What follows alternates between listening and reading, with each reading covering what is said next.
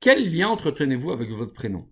Vous représente-t-il vraiment ou avez-vous l'impression que c'est un élément ajouté à votre personnalité qui vous a été imposé? Avez-vous seulement un prénom hébraïque?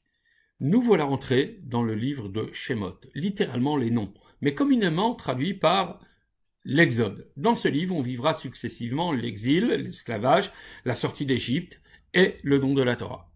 Mais s'il y a un fil conducteur dans cette première paracha, ce sont bien les prénoms. Tout d'abord, ceux des 12 fils d'Israël que l'on énumère au début du livre. Puis, la fille de Pharaon donne un nom à celui qu'elle a retiré des eaux du Nil, Moshe. Enfin, Moshe demande à Dieu par quel nom devra-t-il le présenter aux enfants d'Israël. Le prénom a quelque chose de paradoxal. D'une part, on doit avouer que l'on ne saurait définir ou cerner notre personnalité uniquement par notre prénom. D'autre part, nous y sommes tellement attachés que l'on pourrait même nous réveiller d'un sommeil profond ou d'un évanouissement simplement en nous appelant.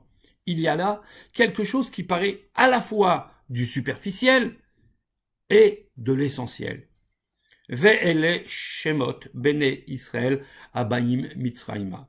Voici les noms des enfants d'Israël qui sont descendus en Égypte, nous dit le verset. Si on regarde ce verset de plus près, ce sont simplement les noms qui sont descendus et assujettis à l'exil. En fait, c'est bien là que réside le secret de l'exil et son paradoxe.